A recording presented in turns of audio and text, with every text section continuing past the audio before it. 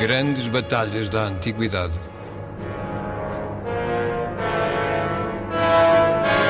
Um programa de Paulo Nazaré Santos.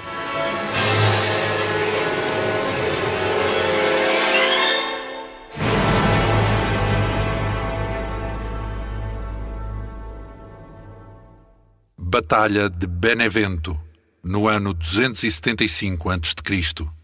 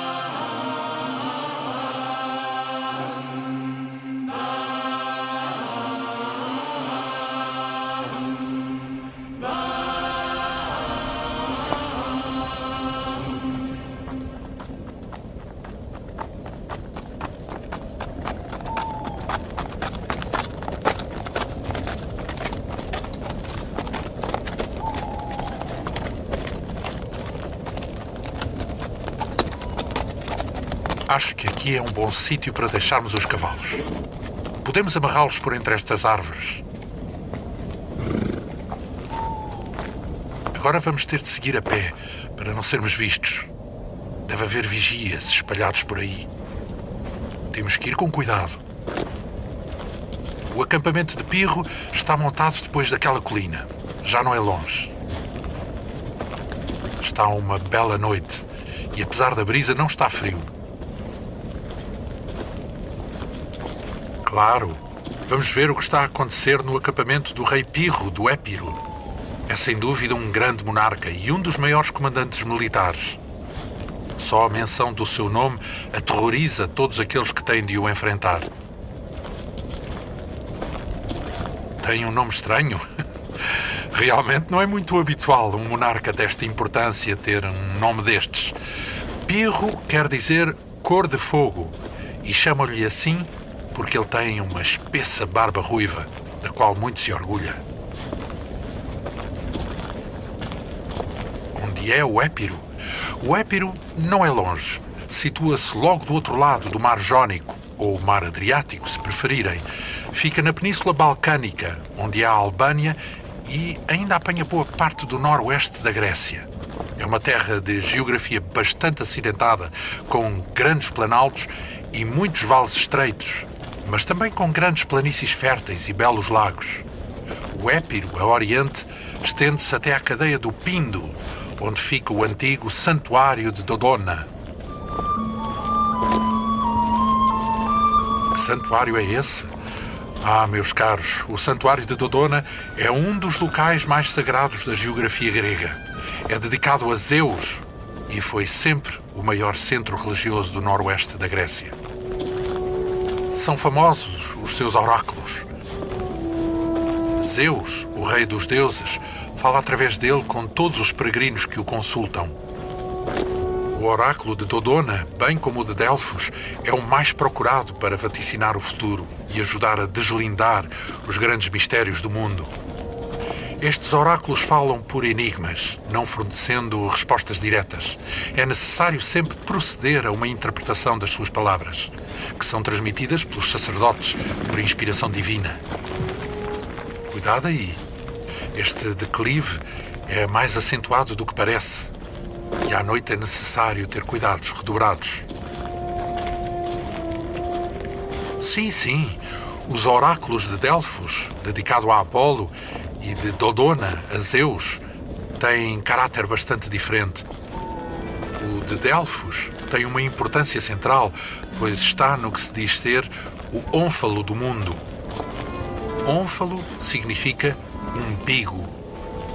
Porquê? Diz-se que é o umbigo porque se acredita que está precisamente no centro do mundo, tal como aquele está no centro do corpo. O oráculo de Dodona, que é tão antigo que Homero já o refere na Ilíada, parece que surgiu, segundo a crença, por indicação de uma pomba que veio da longínqua Tebas, do Egito.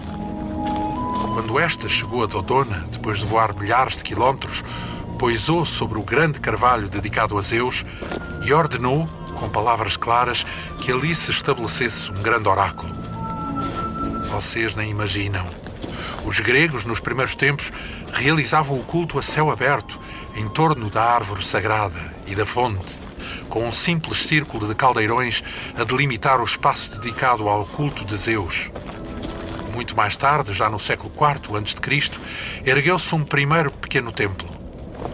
Há algum tempo, este mesmo rei Pirro decidiu dar ao lugar um caráter monumental, fazendo erguer vários templos, tendo mandado construir o teatro, o Bouleuterion e o estádio, que se tornou o local dos Jogos Naios em honra de Zeus. Foi nesta altura que a importância do oráculo de Dodona se espalhou muito para além das fronteiras da Grécia. Sim, em Olímpia, Zeus também proferia oráculos, mas aí estes surgiam da interpretação das formas do fogo que consumia os animais sacrificados, ou pela habitual análise das suas entranhas. Existem muitas formas de compreender as mensagens dos deuses. Algumas são mesmo formas transversais, como o estudo das vísceras dos animais ou do voo das aves, que, no caso de Zeus, deverão ser preferencialmente as águias. Sim, isso é verdade. No oráculo de Delfos há uma pitonisa que entra em transe ao respirar as emanações sulfúricas que se desprendem das fendas do chão. Aliás, parece que antes de existir a pitonisa, muitos gregos ansiosos por conhecer os oráculos de Apolo procuravam respirar essas emanações, debruçando-se incautamente nas fendas e, entusiasmados, caíam nelas, ocasionando vários acidentes graves.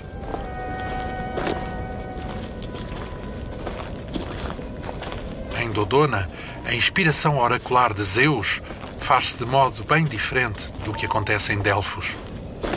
Os sacerdotes consagrados analisam o rumor das folhas das árvores, especialmente do grande carvalho consagrado a Zeus, bem como o voo das aves e as vísceras dos animais sacrificados. Mas todos estes oráculos, onde os deuses falam com os mortais, não expressam a sua vontade, pois acima dos deuses, até mesmo do próprio Zeus, que é o senhor do Olimpo, estão as determinações insondáveis das moiras, entidades cósmicas que regem os destinos do mundo. Os deuses limitam-se a conhecer previamente a vontade das moiras e nem sequer conseguem, apesar de todo o seu poder, mudar ou contrariar o que elas determinam. Um poder mais profundo encontra-se assim nas mãos do destino insondável, que governa verdadeiramente o universo, nada podendo contrariar o que ele impõe. Mesmo quando ele afeta os próprios deuses e os heróis, nada pode ser feito além de adiar provisoriamente o que está escrito no livro misterioso da criação. Ninguém lhe pode fugir. Vocês provavelmente conhecem bem estas questões da tradição religiosa dos romanos, que herdaram muito das concepções gregas, expressas no poder supremo que é atribuído às parcas. Estas tecem, fiam e cortam implacavelmente o fio do destino de cada um dos deuses e dos homens.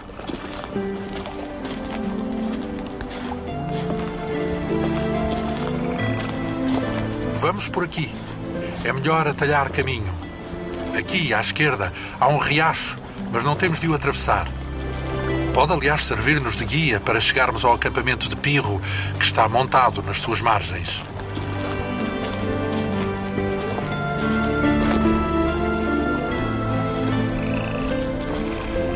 oráculos não são os lugares onde os deuses profetizam? É interessante. A palavra oráculo tem estas duas dimensões. Significa o lugar onde os deuses falam aos mortais, mas igualmente a mensagem que nos transmitem. Essa mensagem tem que ser interpretada e muitas vezes não é compreensível. Existem até alguns casos famosos do que podem ser más interpretações do oráculo. Creso, o grande rei da Lídia, que provavelmente vocês conhecem por ter inventado o dinheiro. Sim, foi ele que, no século VI a.C., criou as primeiras moedas para facilitar o comércio. Tal trouxe-lhe uma riqueza tão grande que se propôs tentar a conquista do Império Persa. Em Delfos recebeu de Apolo um oráculo que lhe dizia que, se fizesse guerra aos persas, um grande império seria destruído. Cheio de si e convencido que Apolo se referia aos persas, encetou uma violenta guerra, que realmente levou à destruição de um grande império, mas este foi o seu. É, pois, preciso cautela na interpretação do que os deuses nos dizem.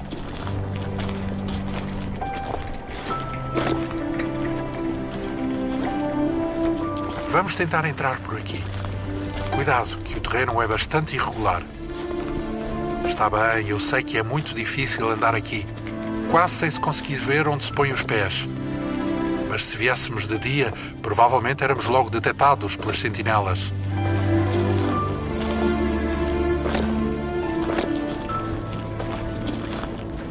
Olhem ali! Estão a ver? Está ali já uma. O que vale é que está de costas, mas temos que andar depressa para conseguir chegar à passagem entre aquelas tendas. Junto delas vamos poder ficar bem mais protegidos.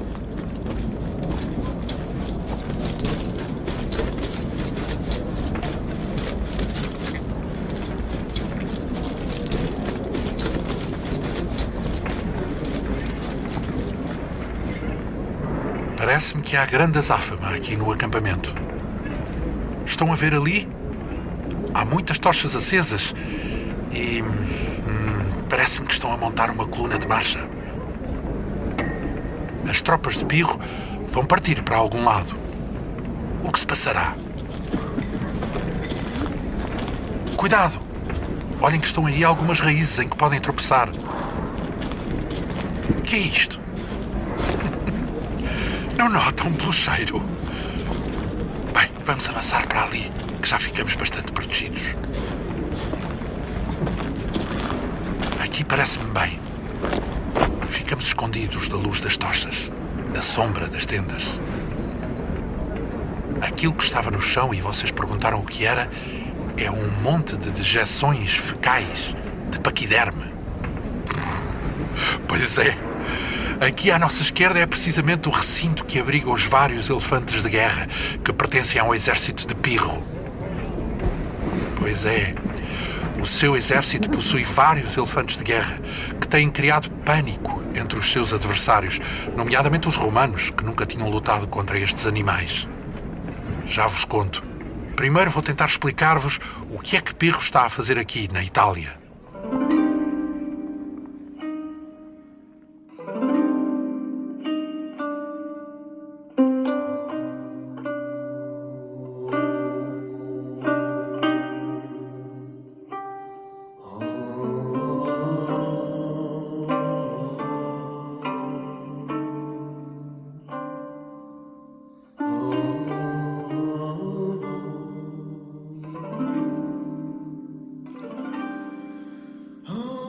Saxa ferasque lira movit, Rhodopeus orbeus, Tartareosque lacus, tergeminunque canem, Saxa tuo canto, vindex justissime matris, Fecerunt muros officiosa novos, quam vis mutus erat, voci favisse putatur, piscis, Arione fabula nota lire.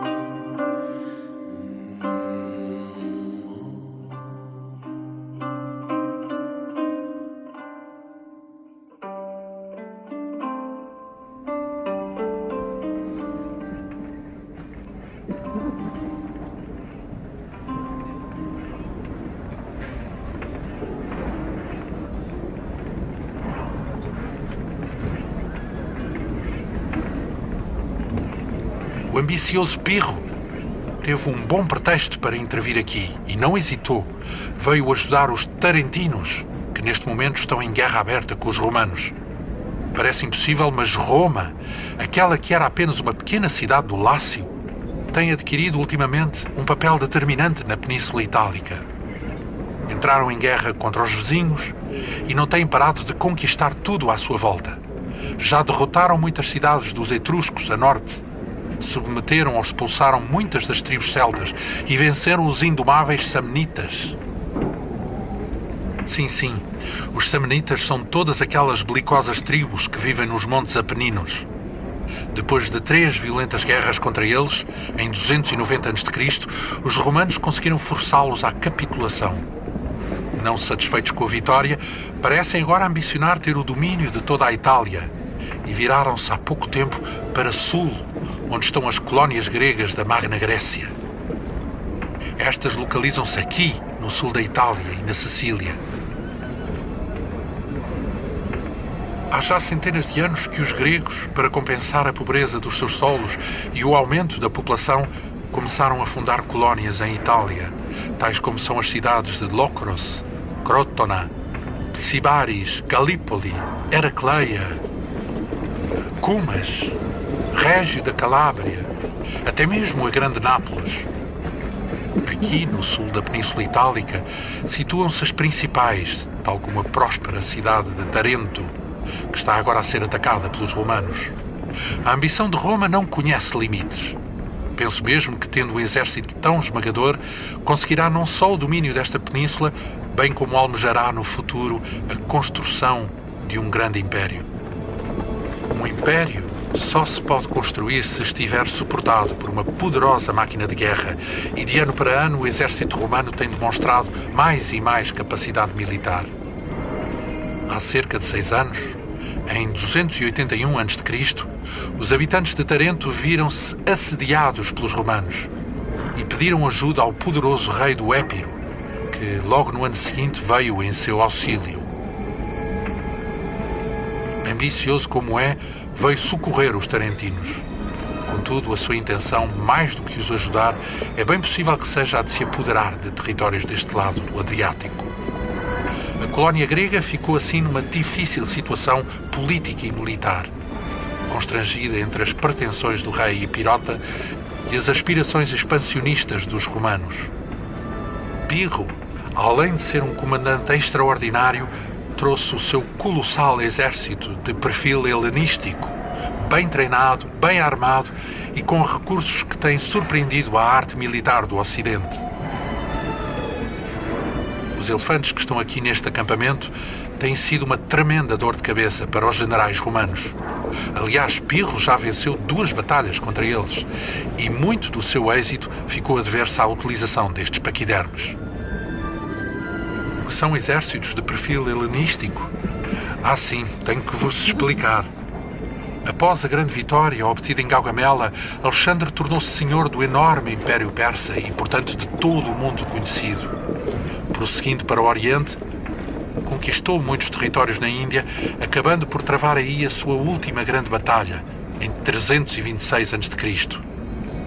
Nesta, junto ao rio Hidáspes, derrotou o grande rei indiano Poro, após o que pretendia estender a sua conquista mais e mais para o Oriente. Cuidado! Vêm aí soldados! Baixem-se depressa! Shhh!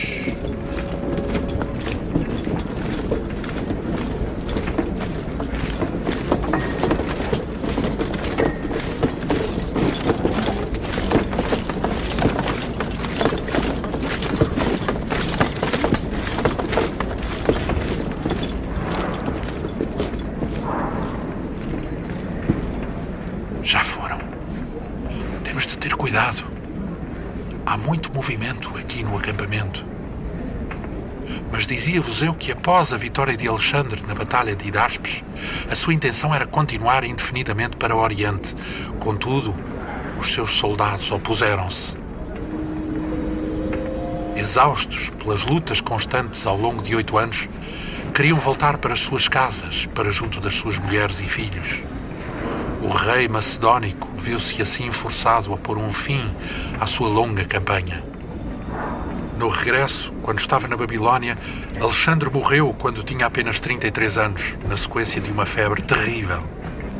O seu império ficou inesperadamente sem rei, e apesar de Alexandre ter um filho legítimo, fruto do seu casamento com a lindíssima princesa Roxana, este não lhe poderia suceder, pois era uma criança de tenra idade.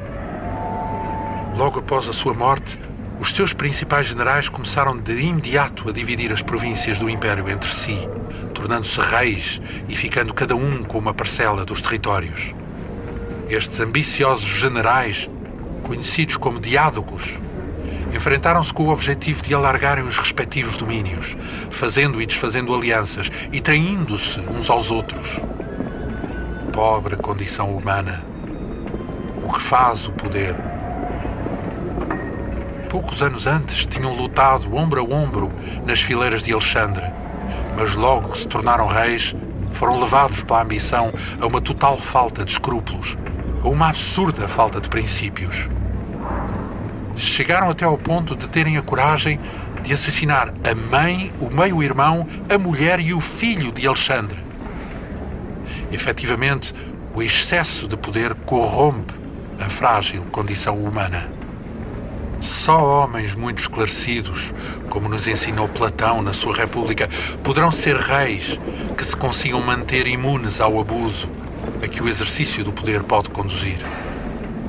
Mas tudo isto para vos dizer que estes reis, sucessores de Alexandre, adotaram para os seus exércitos os modelos da máquina militar macedónica de Alexandre Magno. Assim, contavam com falanges munidas de grandes lanças, com cavalaria pesada, com arqueiros, fundibulários, dardeiros e inclusive com a utilização frequente de elefantes de guerra. É este modelo que se designa por exército de perfil helenístico. Pirro, o rei de Épiro, 50 anos depois de Alexandre, continua ainda a demonstrar a força tática deste modelo. Foi assim que primeiro derrotou os romanos na Batalha de Heracleia, em 280 a.C., e no ano seguinte infligiu-lhes nova derrota em Asculum. Não, os romanos não se deram por vencidos, nem procuraram chegar a uma paz com Pirro. Aliás, apesar de terem sido derrotados, em ambas as batalhas infligiram às tropas de Pirro tão pesadas baixas que o rei do Épiro terá afirmado aos seus conselheiros que, se sofresse outra vitória daquelas, estaria perdido.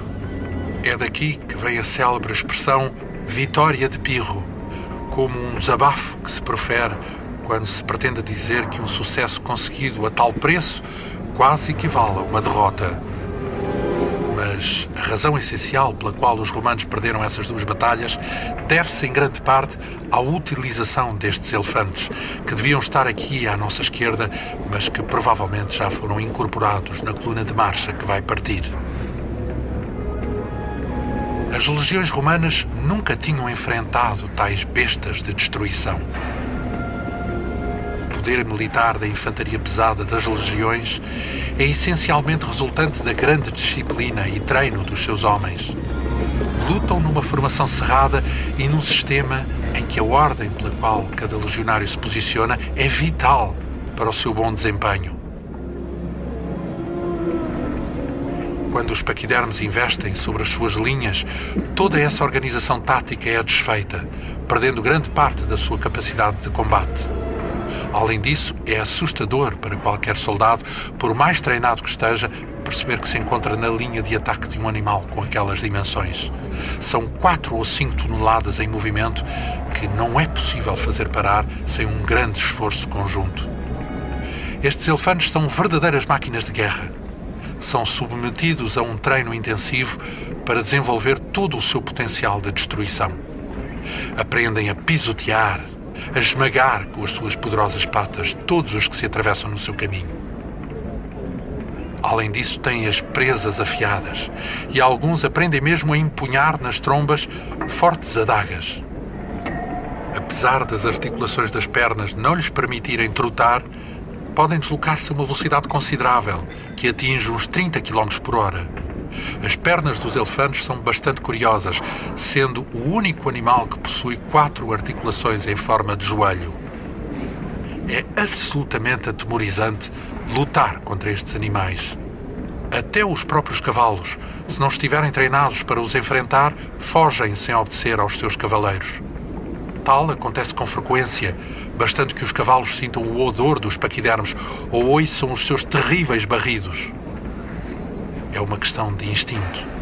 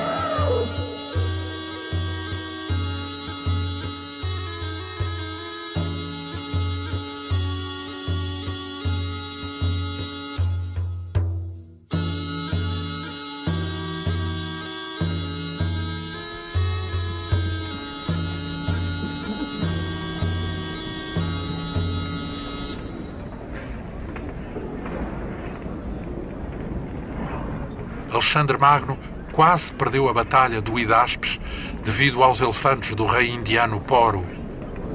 Apesar de ter conseguido vencer, compreendeu bem a importância que estes animais podem ter para o desempenho tático de um exército. Consta que, quando voltou da Índia, trazia consigo mais de 100 para passarem a integrar os corpos das suas tropas. Claro, depois de Alexandre ter morrido, estes paquidermos ficaram para os generais, que repartiram os seus territórios, e estes que temos aqui no exército de Pirro são certamente alguns dos seus descendentes. Digo-vos até que a febre pela posse destes animais chegou a tal ponto que Seleuco, um dos principais sucessores que havia lutado contra eles no Hidaspes, ficou de tal forma entusiasmado que tornou o elefante a marca distintiva de sua própria dinastia. Ele chegou mesmo a negociar uma considerável parte dos seus territórios com o rei indiano Chandragupta, em troca de 500 elefantes de guerra, a maioria dos quais ele usou com um grande efeito na Batalha de Ipso, que ocorreu há já uns 25 anos. Mas a utilização destes animais não é uma garantia de vitória. Podem até tornar-se contraproducentes. São animais difíceis de controlar, cujo comportamento em batalha se torna demasiado errático para neles poder confiar. É evidente que, ao serem fustigados pelos projéteis do exército adversário, o seu comportamento se altera e a sua vontade é fugir dos agressores. Isto faz com que tendam a evadir-se do campo de batalha pela retaguarda, pisoteando e desmanchando as formações do seu próprio exército. Os olhos, as orelhas e especialmente a tromba, onde existem mais de 45.000 ramificações nervosas, provocam-lhe dores excruciantes quando são atingidos por setas. Os seus pés também são muito sensíveis, pois, não tendo cascos, tornam-se muito vulneráveis a dispositivos armados de espinhos.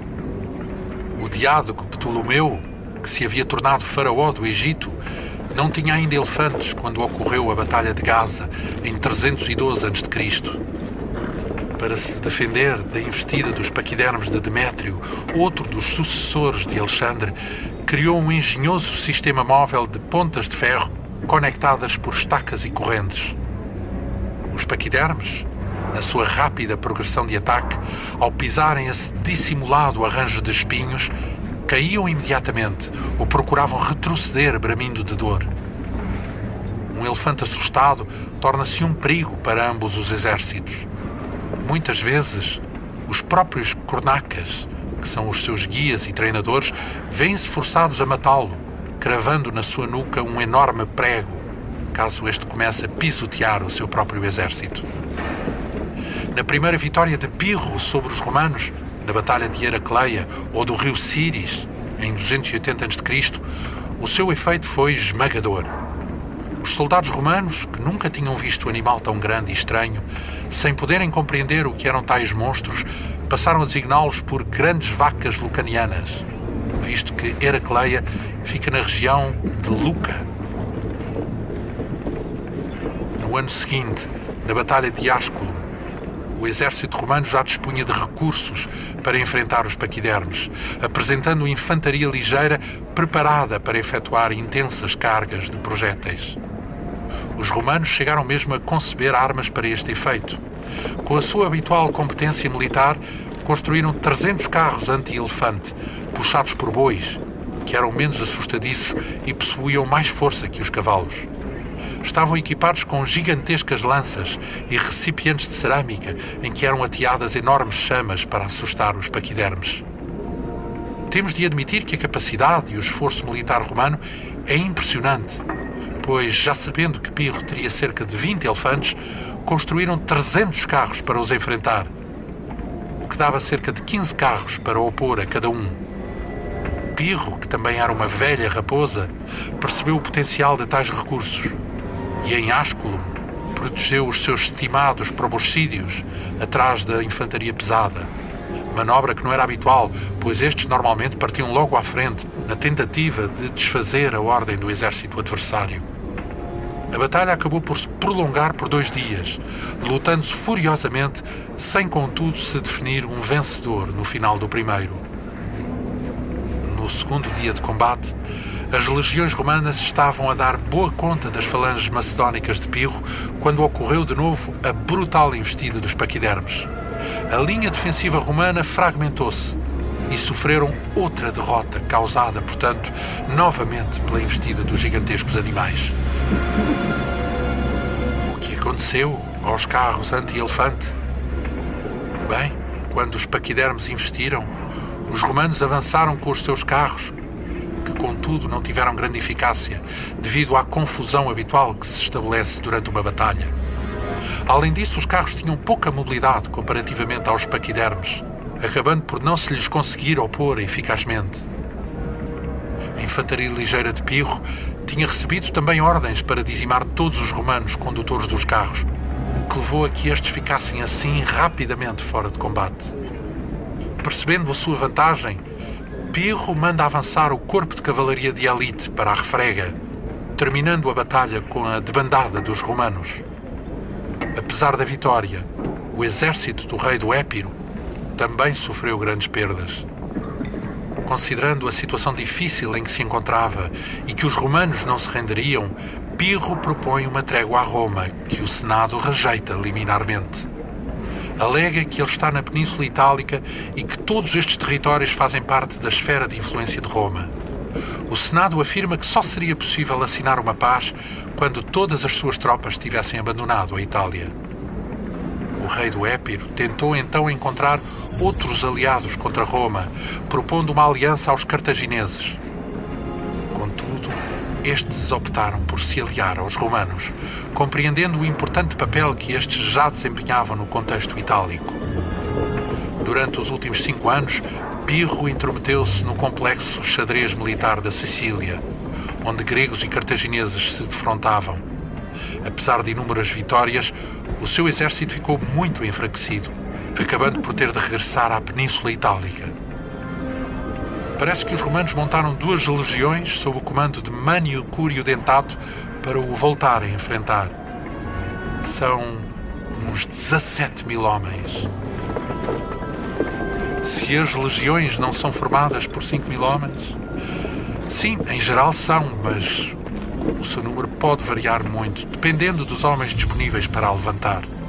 Neste caso, são 2 legiões que deverão prefazer cerca de 9.000 legionários, sendo os restantes tropas auxiliares fornecidas pelos seus aliados itálicos.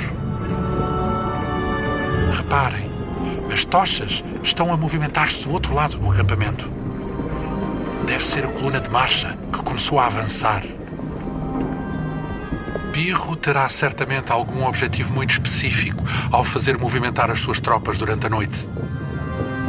Vamos aproximar-nos. e tentar segui-los.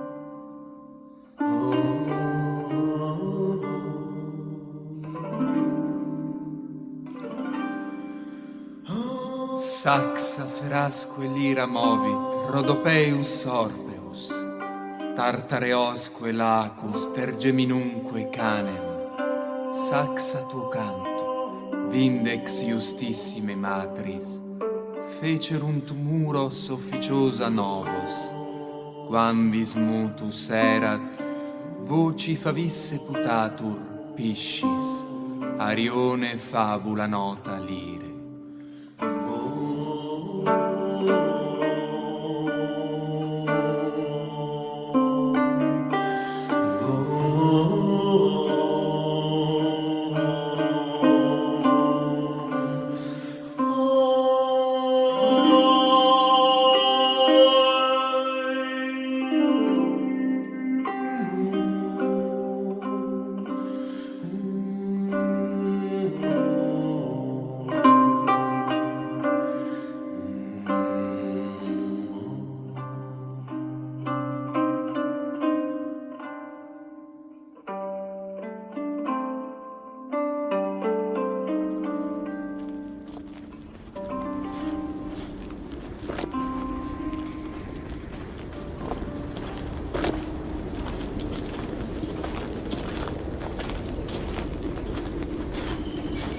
Que trajeto tão errático! Caminhámos toda a noite ao lado da coluna de Pirro, sem sequer compreendermos para onde se queriam dirigir. Acho que Pirro e os seus generais se devem ter desorientado. Não é fácil perceber onde se está numa caminhada durante a noite. Onde nos encontramos agora? Agora que está a amanhecer, já é possível fazer uma ideia de onde estamos.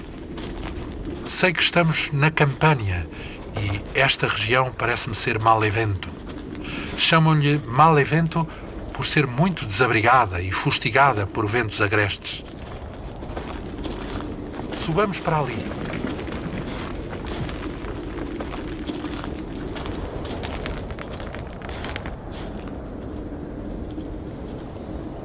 Estão cansados? Também eu. Foram muitos quilómetros. Ah, sim! Agora já compreendi por que Pirro parou.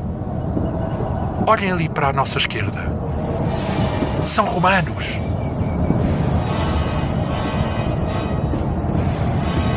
Reparem nos enormes estandartes. É o exército romano que está aqui e já está a formar a sua ordem de batalha. O rei do Épiro deve ter querido surpreender os romanos, mas afinal foi ele quem foi surpreendido. Depois da sua desorientada marcha noturna, veio dar mesmo na boca do lobo. Acho que não deveria ser isto que Pirro pretendia fazer. Agora vai ter de enfrentar novamente os soldados de Roma. Reparem como as armaduras romanas rebrilham ao sol. Os romanos dirigem-se para cá.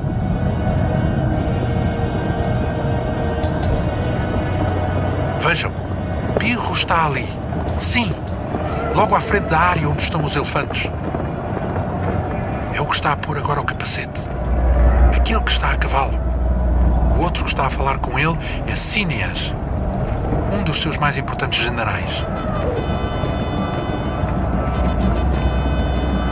As cornetas que estão a ouvir são as tubas romanas a darem ordem para a formação das suas linhas. Notem como a linha dos estandartes se está a alargar no horizonte. Se os romanos não têm cavalaria, têm alguma, mas a base do seu exército é sempre a infantaria pesada. O grosso da cavalaria é deixado a cargo das tropas auxiliares. As turmas que constituem os contingentes romanos montados são bastante reduzidas em cada legião. Geralmente são 10 e cada uma tem apenas 30 homens. É daqui que vem a nossa palavra turma. Estão a concentrar-se ali, onde está aquela mancha de vegetação. Já se podem ver alguns dos cavaleiros. Quando começar a batalha, estarão a proteger os flancos das legiões. No total, não serão muitos. Talvez uns 1000 a 1200. Pirro terá bem mais cavaleiros. Talvez uns 3000 a 3500. O seu exército deve ser um pouco maior. Pirro tem também vários aliados que estão aqui com ele, como os tarantinos, os samnitas, os apúlios, os hirpínios e mesmo alguns caudinos. Aliás, desde o início da sua campanha, que o rei do Épiro julgava poder contar com muito mais apoio dos povos itálicos. Mas, com algumas exceções, tal não se verificou. A supremacia alcançada pelos romanos, especialmente depois de terem derrotado os samnitas, levou a que todas as restantes tribos itálicas lhes ficassem com bastante temor. Reparem aqui, atrás de nós.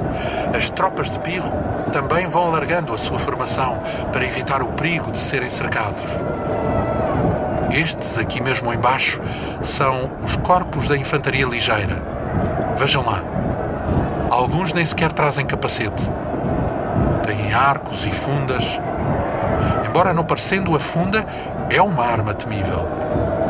Um fundeiro bem treinado pode atingir mortalmente a mais de 100 metros, com a vantagem de que nunca se lhe acabam os projéteis, pois pedras há em todo o lado. Caramba, que irá acontecer? Será que Pirro vai derrotar novamente os romanos? Onde está o general romano? Está lá para trás.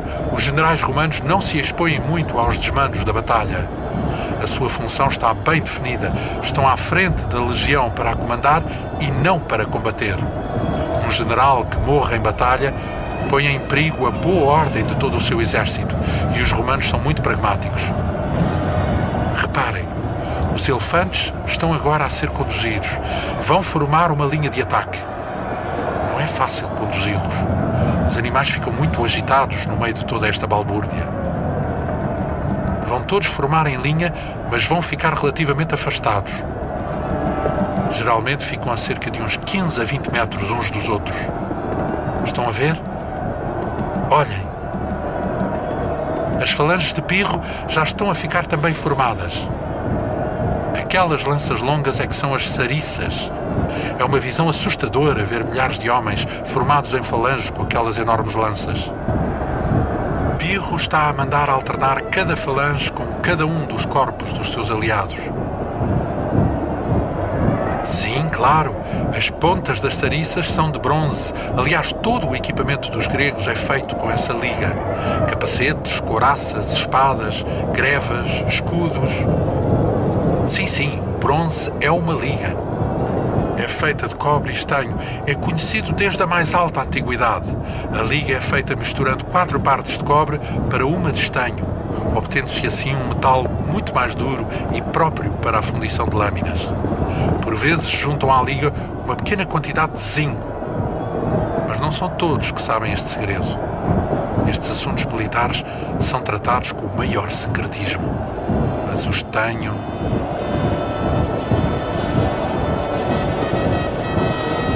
Ouçam! Estas são as tubas e as botinas romanas. É um som fantástico. Emitem este som estridente porque têm que ser ouvidas por cima do ruído da refrega. Elas vão transmitir sinais aos legionários romanos durante toda a batalha. Sim, claro. Indicam-lhes se devem avançar, recuar, deslocar-se mais para a esquerda ou para a direita. Os próprios estandartes também estão sempre a sinalizar a posição dos manípulos, que são os grupos táticos em que se divide a legião. O exército romano é uma máquina de grande precisão. É daí que lhe vem a sua grande capacidade militar. Treino, ordem e disciplina. São 3 palavras fundamentais para cada um daqueles romanos que começaram agora mesmo a avançar.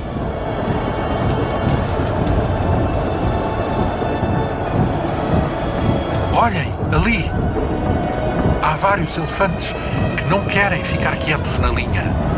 Pirro gesticula como um louco, apontando o local onde os quer. Provavelmente estão assustados com estes milhares de homens à sua volta e com toda esta agitação. Há ali um que não está mesmo a querer obedecer. Estão agora a tirá-lo da linha. O som estridente das tuas romanas também pode estar a contribuir para os assustar. As tropas de Pirro têm que se apressar. A legião romana já está pronta para o combate e avança destemidamente. Como se irão defender os romanos dos paquidermes? Pirro manda avançar agora os elefantes. As falanges começam também a segui-los. Pirro deslocou-se agora para este lado e Cineas, que está lá ao fundo, parece estar ao comando da investida dos elefantes. Estes estão extremamente agitados. Vejam como abanam as orelhas. Começaram agora a dirigir-se ao encontro dos romanos. As falanges também já iniciaram o seu movimento. A infantaria ligeira, aliada de Pirro, atirou uma carga de projéteis, que parece não ter sequer beliscado a legião romana em marcha. Vejam! Os paquidermes começaram agora a correr em direção aos romanos. Ainda estão bastante afastados, mas os legionários atiraram uma densa chuva de dardos sobre os paquidermes. Estas armas, próprias dos legionários, são a carga de projéteis com que fustigam os inimigos antes de começar o combate corpo a corpo. São milhares de dardos pelo ar. São atirados com uma força e precisão impressionantes. Os soldados romanos passam os dias a treinar todas as suas competências de combate. Muitos falham os elefantes, mas dezenas de outros cravam-se nas suas orelhas, tromba, cabeça, patas frontais. Alguns paquidermes já se recusam a continuar a avançar, apesar do esforço dos seus cornacas. Uma segunda leva de dardos zune outra vez, atingindo de novo os elefantes que instintivamente procuram desviar-se dos projéteis. Dos 19 animais, já só metade continua a avançar. Muitos zigue-zagueiam desorientados, procurando fugir para a retaguarda ou para os lados. Nas alas dá-se a investida da cavalaria de Pirro, mas esta é violentamente fustigada por um ataque dos arqueiros e fundibulários auxiliares romanos. Violentos combates em sucessivas vagas de cavalaria de ambos os lados vão enfraquecendo a capacidade das tropas montadas, deixando cada vez mais para a infantaria o protagonismo da batalha. As falanges de Pirro procuram avançar agora em grande velocidade, em apoio da investida dos paquidermes, mas ainda estão bastante recuadas. Das linhas romanas parte uma chuva de setas incendiárias que flagela em proximidade os paquidermes. Então era isso que os romanos tinham planeado. Há grandes grupos de arqueiros e dardeiros entre as tropas auxiliares com a missão de atingirem ininterruptamente os elefantes com projéteis. Continuam freneticamente a fustigá-los com setas em fogo, e os 2 ou 3 que chegaram até aos romanos foram imobilizados por grandes lanças com os cotos apoiados no chão. Imediatamente foram cercados e atacados por outros soldados romanos, flagelando-os com dardos e investindo com lanças nos olhos e trombas. Há elefantes que já caíram e soltam barridos lancinantes que assustam ainda mais os outros, que circulam no já apertado espaço entre os 2 exércitos. Alguns dos paquidermes, desorientados, avançam contra as falanges procurando um caminho de fuga e acabam por desorganizar grande parte das tropas do rei do Épiro. Os romanos aproveitam rapidamente e voltam a avançar munidos de mais dardos. Devem-nos ter redistribuído pelos legionários, porque habitualmente cada um só está munido de 2. Atiram-nos sobre as falanges, que parecem hesitar ante esta inesperada investida com novas armas de arremesso. Logo após dá-se o furioso contacto corpo a corpo, e muitos romanos são brutalmente trespassados pelas lanças dos soldados de Pirro, que, investindo com ímpeto, conseguem até furar muitos dos escudos romanos. Mas logo após o sucesso inicial, a situação altera-se radicalmente. Tendo as suas compridas lanças cravadas nos escudos, couraças e corpos romanos, muitos falangistas não as conseguem desprender e reutilizar para novo ataque. Os legionários romanos, com as suas espadas, investem e atacam com brutalidade os falangistas, atingindo-os na cara, nas virilhas, nas pernas. Um terrível massacre se inicia. E muitos dos aliados de Pirro, menos couraçados, procuram fugir daquele inferno. 2 horas de tremendo combate sulcaram o chão com milhares de corpos. Pirro ainda faz uma tentativa desesperada de chegar ao acampamento adversário. Mas Mânio Cúrio Dentato, o general romano, manda avançar as suas tropas de reserva. E ao rei do Épiro não lhe resta mais do que encetar a retirada possível daquele funesto cenário.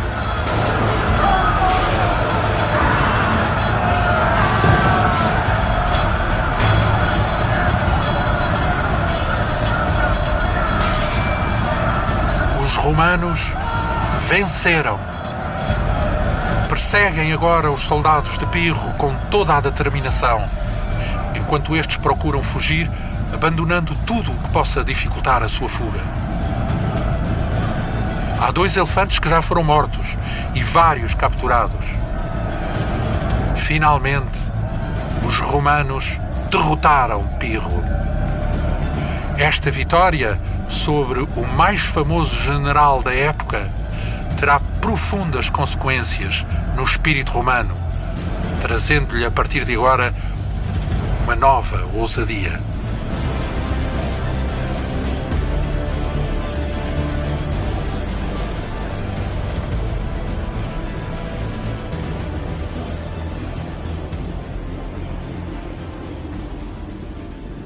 23.000 mortos entre os epirotas. 23.000 mortos entre os romanos.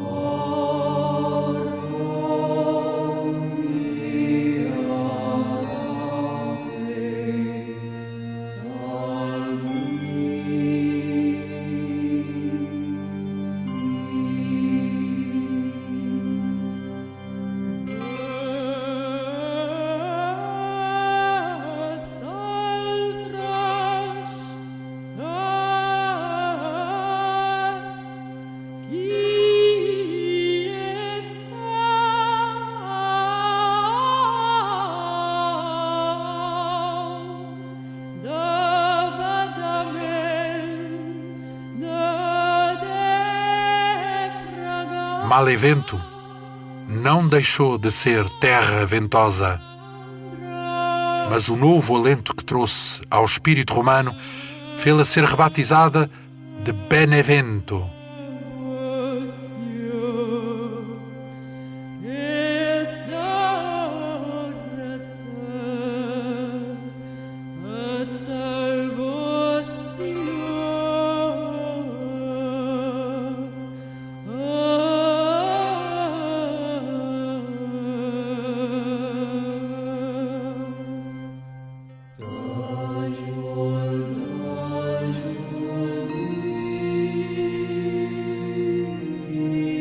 pelas líquidas estradas, Pirro regressou ao Épiro e continuou a soprar a sonora trombeta da ambição desmedida.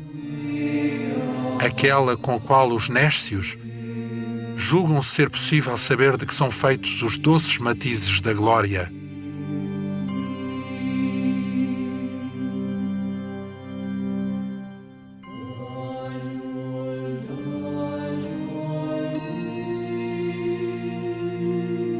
Houve, porém, um dia funesto, marcado desde há muito nas páginas do livro dos destinos em que se fez cumprir o misterioso desígnio das moiras.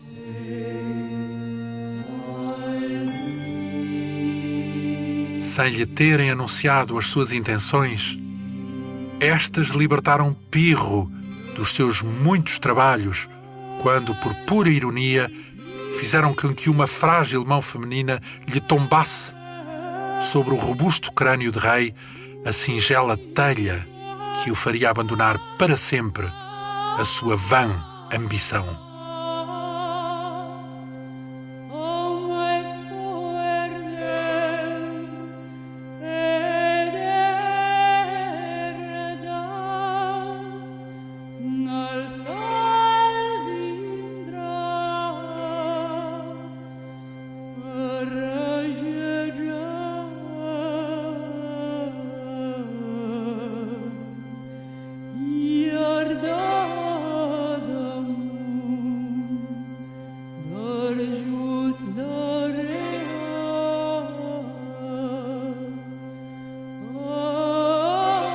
Grandes batalhas da Antiguidade. Um programa de Paulo Nazaré Santos, com narração de João Almeida e sonoplastia de Tomás Anaori.